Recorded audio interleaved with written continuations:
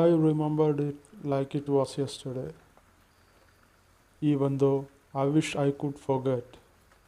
The air was thick with the scent of pine, and the underbrush was damp beneath my boots. I was hiking through the northern woods, a place where the sun hesitates to rise, and the shadows lingers like unspoken secrets. It was supposed to be a simple solo trip, a chance to clear my head. But as the dusk approached, an unsettling feeling crept over me. The forest, usually teeming with the sound of life, fell eerily silent. The only sound was the crunch of my footsteps and the occasional distant howl that didn't quite sound like an animal I knew. I made the camp as the darkness swallowed the woods, and that's when I heard it, a low, guttural growl that seemed to come from everywhere and nowhere. My fire flickered as if afraid, casting long, dancing shadows that twisted into shapes in those tree lines. That's when I saw it, or rather, what my mind struggled to comprehend, a figure, tall and giant, with the antlers that scraped the sky. Its eyes were pits of despair, and its mouth was gaping for its prey, the Wendigo, they call it, a spirit of insatiable greed and gluttony, a corruption of nature itself. It moved with a grace that I believed is monstrous form, circling my camp, drawing ever closer. I could feel its hunger, a palpable force that threatened to consume not just my flesh, but my very soul. I did what any sense person would do. I ran. I ran like hell. I ran until my lungs burned and my legs ached. But it felt like running through a nightmare, slow and futile. The creature toyed with me, an apex predator, saving its prey. I don't know how I escaped, or if I truly did. Some nights I wake up in a cold sweat feeling his breath on my neck, hearing that growl just beyond the veil of sleep. They say it's just a legend, a myth, to scare the children, but I know what I saw. I know what hunts in those woods, and I pray that I never cross paths with the Wendigo again. In the depth of the dense Canadian forest, where the trees whispered ancient secrets and the wind carried the chill of forgotten winters, there lurked a malevolent presence, the Wendigo. It was not a creature easily described in human terms. From the shadows of the wood, he looked at the souls of those who ventured too far into its domain. My encounter with the Wendigo happened many years ago, during a winter camping trip with my friends. We were young and foolish, filled with the braveness of youth and the stupidity of those who had yet to taste the true fear. It was on the third night of our journey that we first heard it, a faint whisper, like the rustle of dead leaves against the forest floor. At first, we dismissed it as the wind playing tricks on our ears, but as the night wore on, the whispers grew louder, more insistent, until it seemed to be coming from every corner of the woods. We should have heeded the warning signs, turned back and fled from the cursed place. But we were too arrogant, too eager to prove our courage in the face of the unknown. As we pressed deeper into the forest, the air grew colder and the whispering intensified, waving its way through the trees like a serpent hunting its prey. Shadows danced on the edge of our vision, and we could feel the weight of unseen eyes watching off our every move. It was then that we saw it, a figure looming in the darkness, its form twisted and shifting in the darkness. Its eyes gleamed with an unnatural hunger, and its mouth twisted into a sinister grin that chilled us to the bone. I cannot say how long we stood there, frozen in terror, but it felt like an eternity before we found the strength to flee. We ran blindly through the forest, our heart pounding in our chest, the whisper of the Wendigo echoing in our ears like a death knell. Somehow, by some miracle, we managed to find our way back to the civilization, but the memory of that night has haunted me ever since. I have tried to rationalize what we saw, to convince myself that it was nothing more than a trick of the mind brought by the cold and the darkness. But deep down, I knew the truth. The Wendigo, it's real, lurking in the shadow of the forest, waiting to be feasted on the travelers who wanders off into its domain. And though I have tried to put the memory of that night behind me, I know that it will always be there, the whispering in the darkness, a reminder of the horrors that lies just beyond the edge of our understanding. Wendigo, it's real. Be aware, guys.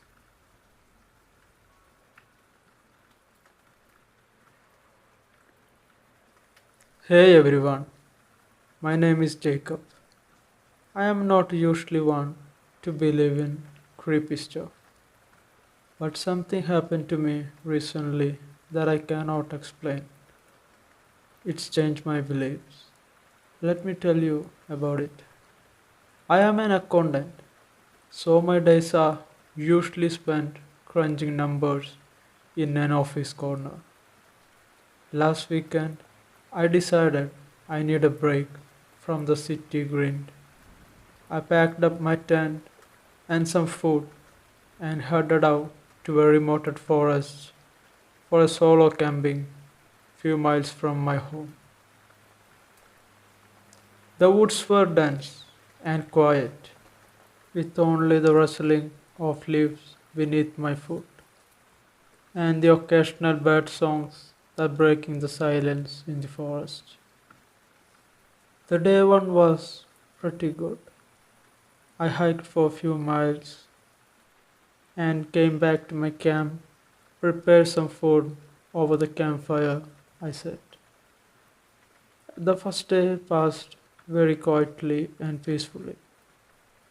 But on the second night of my trip, things took a dark turn. I had just finished dinner and was sitting by the fire, enjoying the crackling warmth, when I heard a strange noise. It was like a mixture between growl and a whisper, coming from somewhere deeper into the woods. At first, I brushed it off. I thought maybe some animals searching for food or something like that. And I was deeper in the woods, so the occasional sounds are quite natural. But then I heard it again, closer this time. I grabbed my flashlight from my backpack and cautiously walked towards where I thought the sound was coming before. The tree seemed to close in around me, casting an eerie shadow in the moonlight. That's when I saw it. A figure, tall and immaculate, standing among the trees. Its eyes gleamed in the darkness, reflecting the light from the flashlight. My heart raced as I tried to make sense of what I was seeing before me, what was standing there, and what I was witnessing. I froze, unsure of what to do. The figure didn't move, just stared at me with those glowing eyes. Suddenly, it let out a bone chilling scream that echoed through the entire forest. It sounded inhuman, like a mixture of agony and rage. I stumbled backwards, tripping over a tree root and falling to the ground, face first. As I scrambled to get back on my feet, I heard the figure crashing through the underbrush towards me. Panic set in as I ran blindly through the forest, branches whipping against my face and thorns tearing at my clothes. I could hear it behind me, its heavy footsteps getting closer with each passing second. It's gaining on me. I ran. I ran like I did never before in my life. I didn't know how long I ran, but eventually I burst into a small clearing and collapsed on the ground. Gasping for breath, the forest was silent again, and the only sound was my ragged breathing. I waited, terrified that the figure would find me again, but the minutes passed with no sign of it. I looked around the forest, fear gripping over my heart. Eventually, I gathered enough courage to slowly make my way back to my campsite. I packed up my things as quickly as I could when I reached there and practically sprinted back to my car. The drive home was a blur, my mind racing what I had seen. Since that day, I haven't been able to shake the feeling that something supernatural happened out there in the woods. I have read about legends of Wendigo, creature from a folklore said to be cursed humans driven mad by greed or hunger. I never believed in such things before, but now I'm not so sure. I don't know what I encountered that night, and I am not sure I ever will. All I know is that I have become a believer in the unknown, and I will never forget the terror I felt in those woods. So, guys, if you ever going for a camping or hiking, whether you are a believer or not, be careful out there. You will never know what lurking in those dark shadows.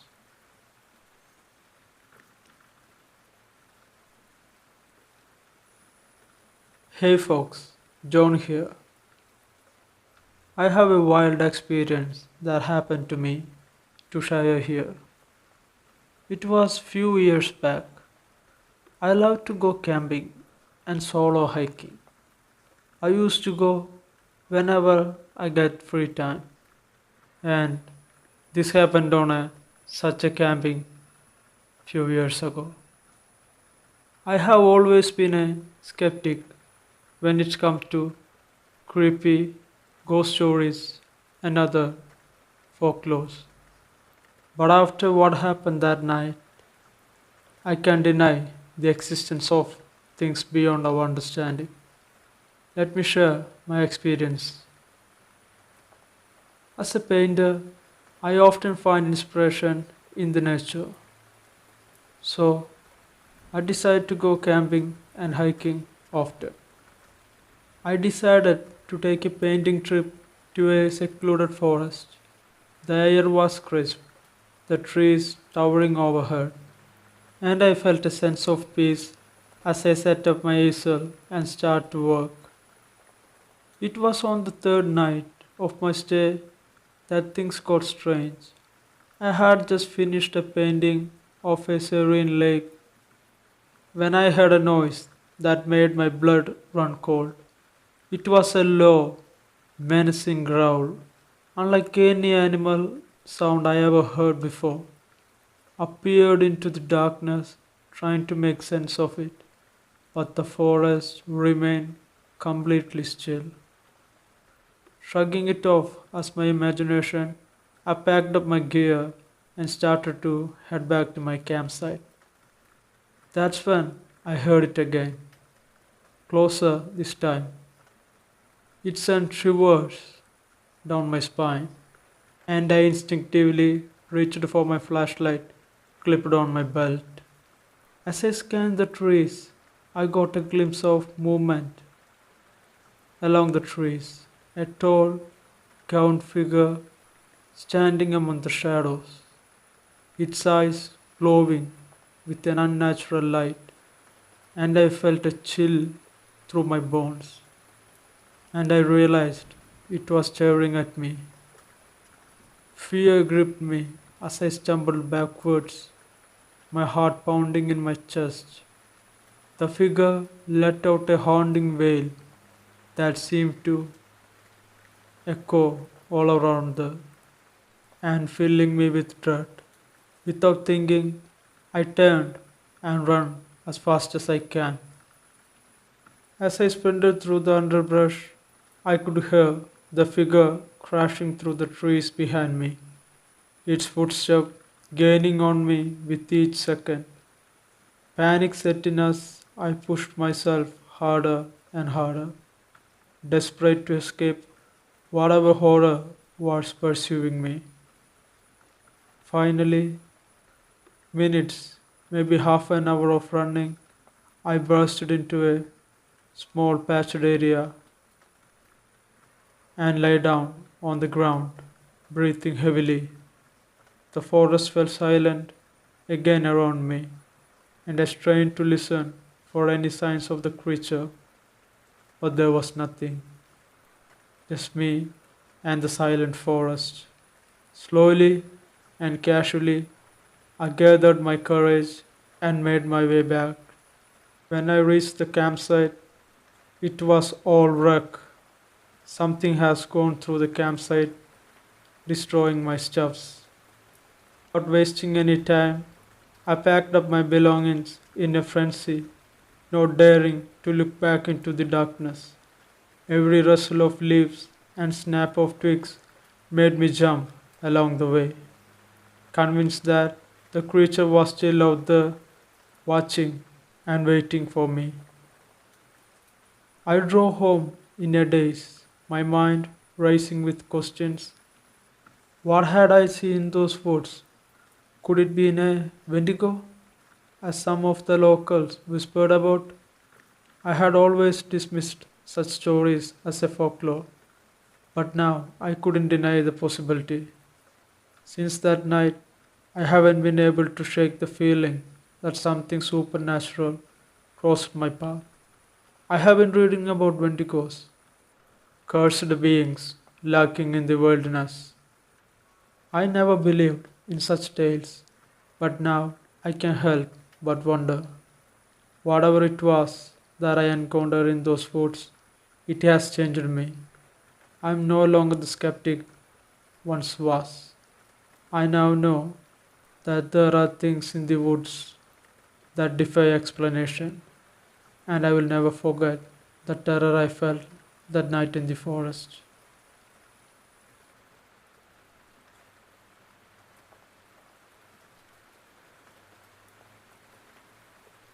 In the heart of northern Michigan, where winter lingers far longer than it should, there lay a secluded cabin in the woods. It had been passed down through generations in the Weber family, a refuge from the world where they could escape the chaos of urban life.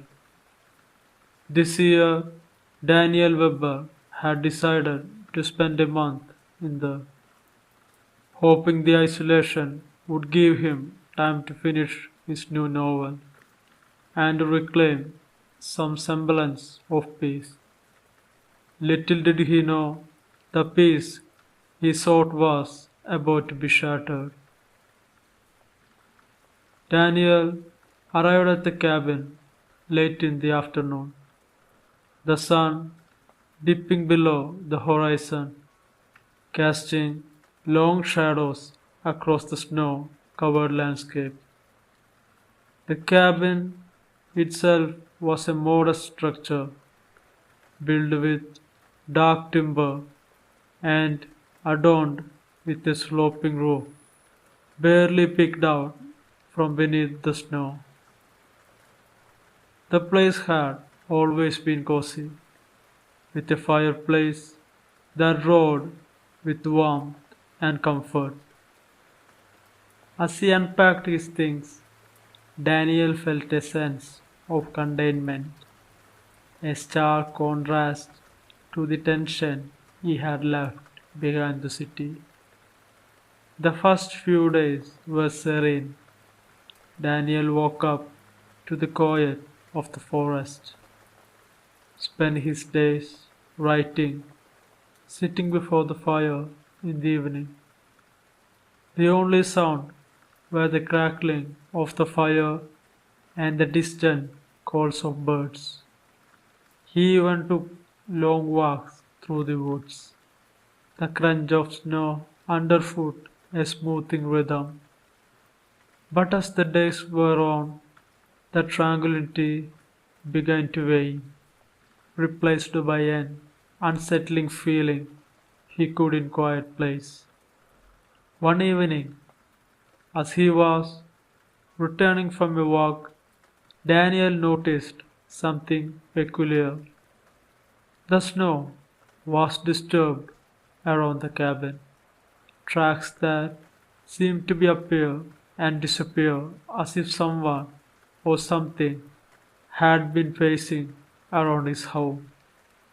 He shrugged it off, attributing it to an animal. Still, the sensation of being watched lingered, a nagging presence that he couldn't shake. That night, the wind howled with an intensity that rattled the windows. As Daniel laid in the bed, he heard a faint scratching sound outside his window, like nails dragging against the wood. He pulled the cover over his head, convincing himself it was just the wind playing tricks.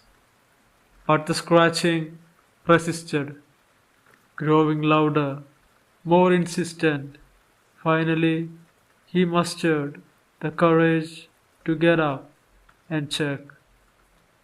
But when he looked outside, there was nothing there.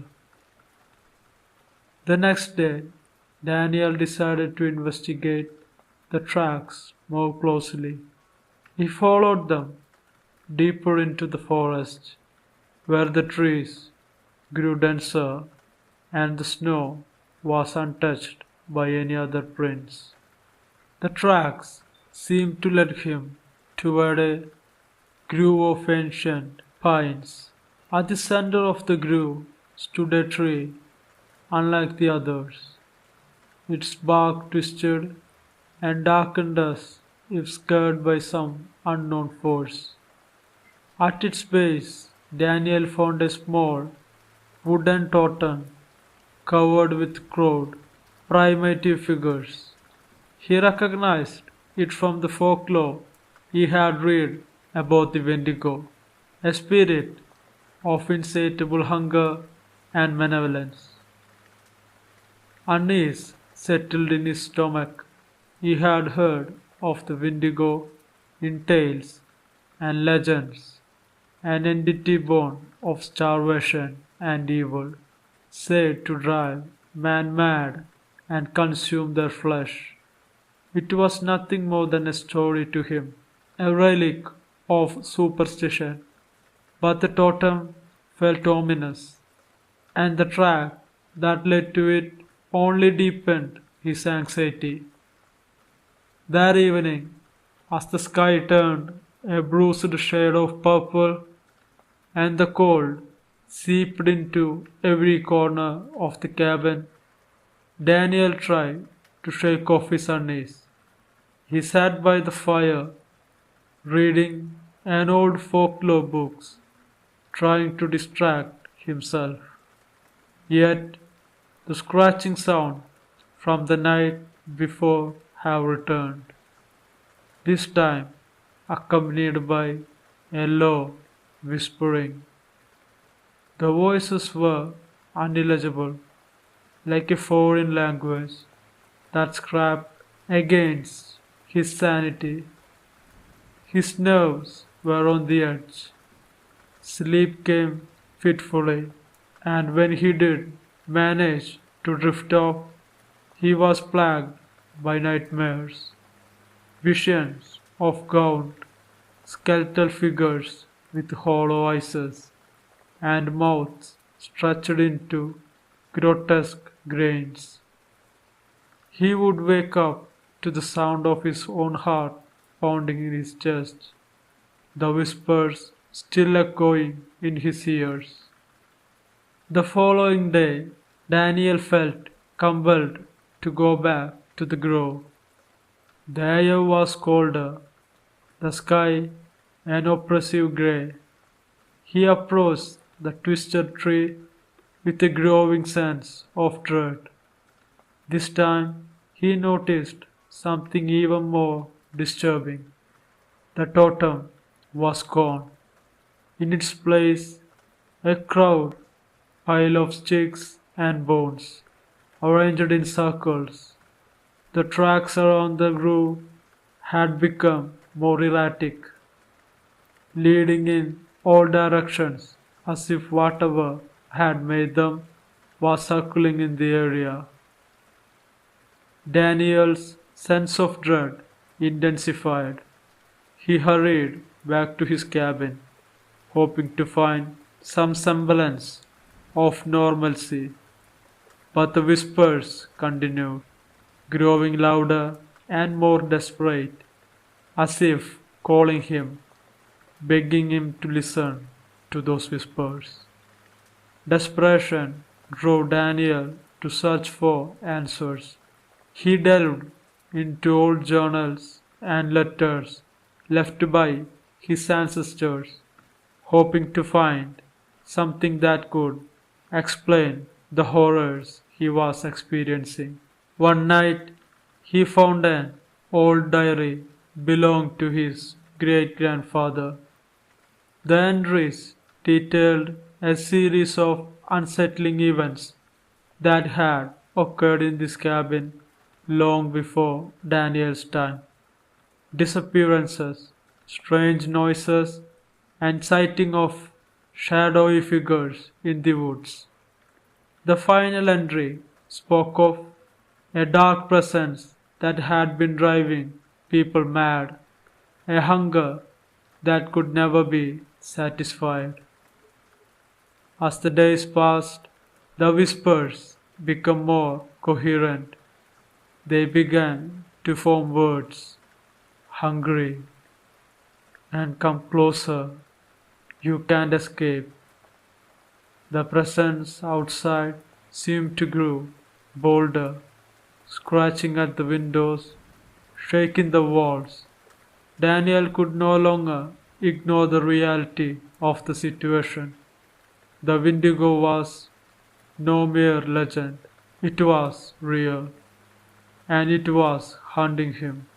One night, unable to bear the terror any longer, Daniel barricaded himself inside the cabin. He piled furniture against the door and the windows, hoping to keep the entity at the bay. As he sat in the dim lit light of the fireplace, the whispers turned into screams, filling the cabin with a cacophony of rage and hunger. The wind howled a ferocity that threatened to tear the cabin apart. In the dead of night, there was a loud crash. A window shattered, and the cold air rushed in.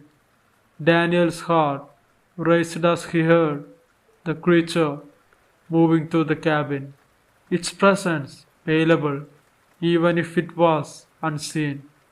He grabbed a flashlight and a hunting knife, preparing for the worst. The creature's breath was icy, and its presence seemed to close in around him. Daniel could see its shadows moving along the walls, a skeletal figure with eyes that glowed with an malevolent hunger. He fought to keep his composure, his grip on the knife, trembling as he prepared for the final confrontation. Suddenly, there was a silence. The whispers ceased. The howls faded, and the cold receded. Daniel, heart pounding, searched the cabin but found nothing. The Wendigo had vanished, leaving behind only the remains of its terror. Exhausted, he slumped to the floor, his mind reeling from the ordeal. The next morning, Daniel awoke to find the cabin eerily quiet.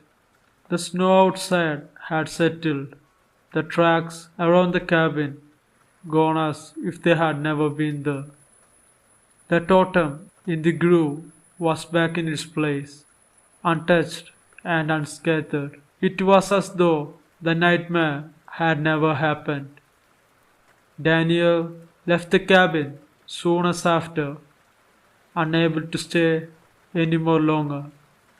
He returned to the city, but the experience had left an indelible mark on him. He could no longer write, could no longer sleep without the haunting memories of the Wendigo's whispers.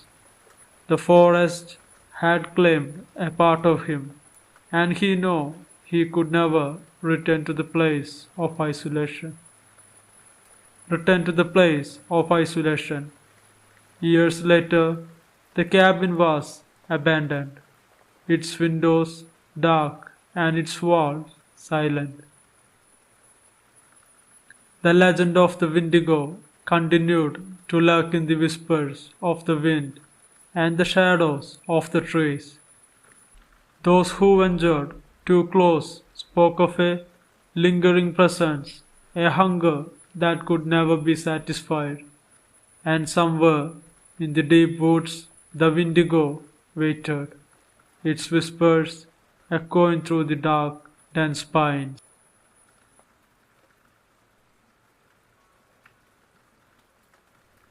Hope you guys like this video.